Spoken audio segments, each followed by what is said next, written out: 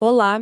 Hoje a gente vai mergulhar num material que, olha, não tem medo de fazer as perguntas gigantescas. Sabe aquelas que a gente se faz olhando para o céu numa noite estrelada? Tipo, de onde veio tudo isso? Como a vida começou? E a pergunta que não quer calar: será que estamos sozinhos? O material que a gente tem em mãos são trechos de O Livro dos Espíritos, e a nossa missão aqui é desvendar a cosmologia que ele propõe. É uma viagem que começa, assim, no Big Bang deles e vai até a vida em outros planetas. E é uma viagem fascinante, porque a gente está falando de um texto do século XIX, uma época em que a ciência estava explodindo e a religião tradicional se sentia um pouco acuada. O que essa fonte tenta fazer é algo muito ambicioso. É construir uma ponte, sabe, entre essas duas margens. Eles não negam a ciência. Pelo contrário, eles tentam usar a ciência como uma ferramenta para dar um motor natural, uma física, para a criação divina. É como dizer, Deus não faz mágica, ele usa as leis do universo. Gosto dessa ideia de hackear a ciência da época. E para começar, eles já jogam na mesa uma questão que define tudo. O universo foi criado ou ele existe desde sempre, como o próprio Deus? É o ponto de partida de tudo. Vamos desvendar isso. A primeira resposta que a fonte dá é bem direta, quase filosófica. O universo não poderia ter se criado sozinho. Se ele existe, algo ou alguém o criou. A conclusão lógica deles é: foi obra de Deus. Ok, mas a pergunta de $1 milhão é: como? E a resposta é poética: por sua vontade. Eles até citam Gênesis, que a luz se faça, e a luz foi feita. Simples, poderoso, mas ainda um pouco etéreo, né? Sim, mas é aí que a coisa fica interessante. Eles não param na vontade divina. Eles dão um passo além e propõem um mecanismo físico para essa vontade se manifestar. A ideia é que os mundos se formam pela condensação da matéria que estava espalhada pelo espaço. Pensa numa poeira cósmica, um gás difuso, que aos poucos vai se juntando, se aglutinando. A hipótese nebular, né? Que estava surgindo na época. Exato. Eles estão pegando um conceito da astronomia e dizendo: vejam, é assim que a vontade de Deus se parece na prática. E nesse ponto tem um detalhe que eu achei muito curioso sobre os cometas. Eles são vistos como um exemplo desse processo, tipo um começo de condensação da matéria. Mas o que eu achei genial foi o alerta que eles fazem. Dizem que é um absurdo acreditar naquela influência vulgar que o povo atribuía aos cometas, como se fossem mensageiros de desgraça. Exato. Eles estão tentando limpar o campo. Dizem: calma, cometas não trazem pragas, mas eles fazem parte da física do universo. Eles reconhecem que todos os corpos celestes exercem sim uma influência física uns sobre os outros. A gravidade, por exemplo. O que eles combatem é a interpretação mística, supersticiosa. É uma tentativa de educar, de dizer: vamos olhar para o céu com a razão, não com o medo. E essa visão de um universo regido por leis naturais leva a uma ideia que, para a época, devia ser bem chocante. A fonte afirma que os mundos não são eternos, que um planeta como a Terra, ou até o Sol, um dia vai desaparecer. A frase que eles usam é incrível. Deus renova os mundos como renova os seres vivos. O universo não é uma criação estática finalizada, é um ciclo. Isso é de uma modernidade espantosa. A ideia de que a matéria de um planeta que morre pode se espalhar pelo espaço e um dia dar origem a um novo mundo. Isso é basicamente o que a astrofísica nos diz hoje sobre o ciclo de vida das estrelas. Eles estavam descrevendo um universo dinâmico, orgânico, e não um relógio perfeito e imutável que muitos imaginavam. E quanto tempo tudo isso levou?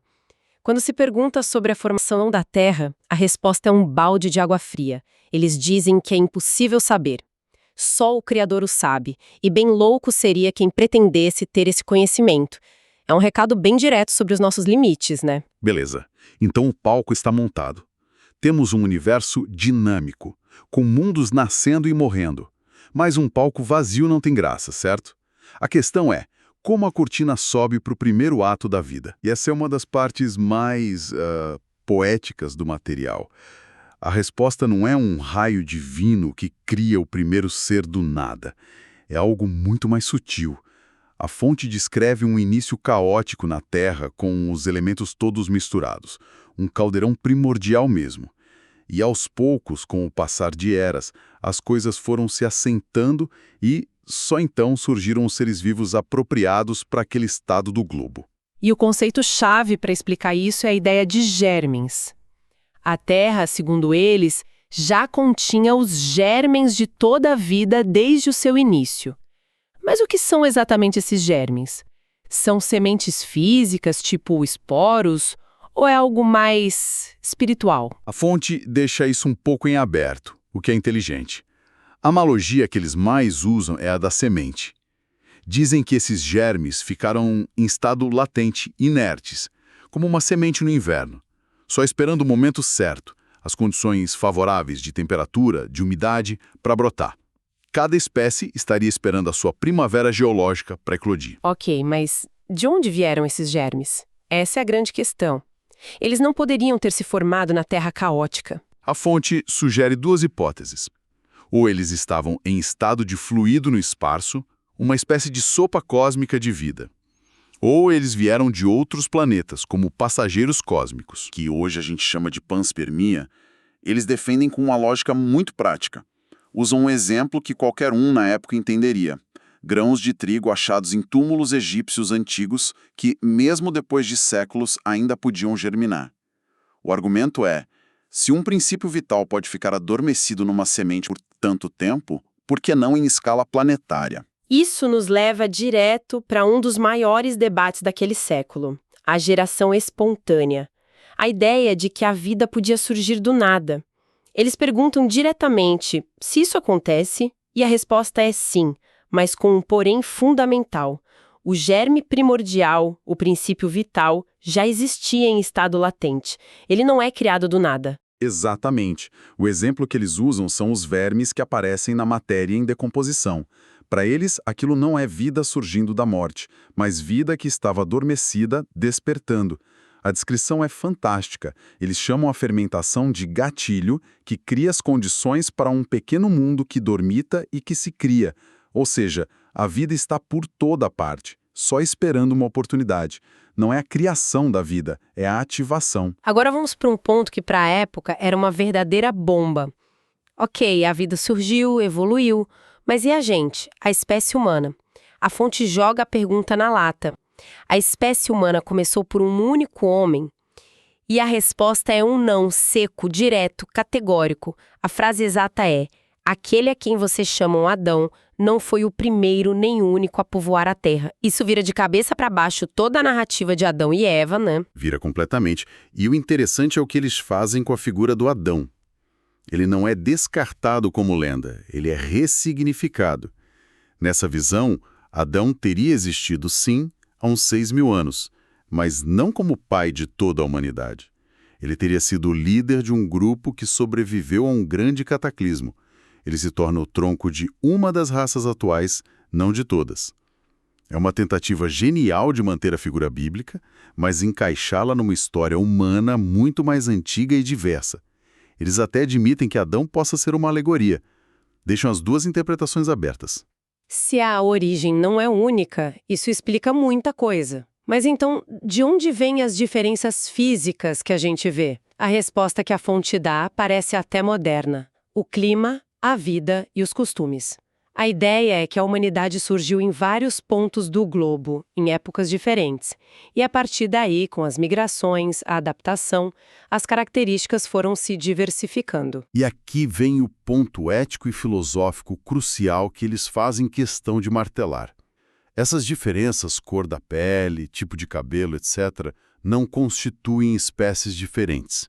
A analogia que eles usam é perfeita. Você pode ter dezenas de variedades de maçãs, umas verdes, outras vermelhas, mas todas continuam sendo maçãs. A conclusão é uma afirmação poderosa de unidade, especialmente para uma época de racismo científico. Todos os homens são irmãos em Deus. Ok. Então, a Terra é um palco com múltiplos elencos. Mas e os outros palcos? A conversa agora sai do nosso planeta e vai para o cosmos. A próxima questão é direta. Todos os globos que circulam no espaço são habitados? E a resposta é um sim igualmente direto. É uma declaração de humildade cósmica.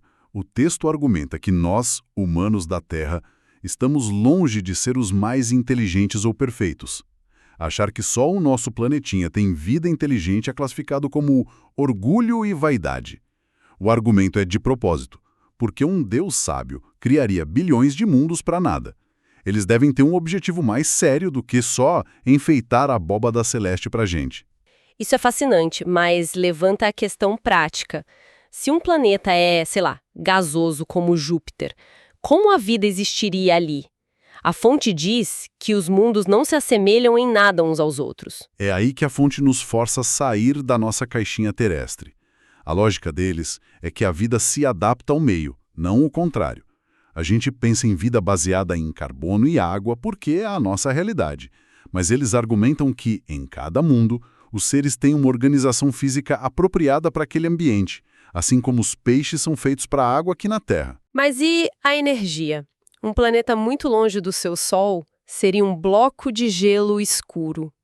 Como resolve isso? E eles pensaram nisso. A resposta é brilhante para o século XIX. Dizem que o Sol não é a única fonte de luz e calor possível, e sugerem a eletricidade. Dizem que em alguns mundos, a eletricidade poderia ter um papel fundamental, gerando energia de formas que a gente nem imagina. E para provar que existem outras fontes de luz, eles dão um exemplo aqui da Terra, as auroras boreais. Elas iluminam as noites polares com luz gerada pela própria atmosfera, sem depender do Sol direto.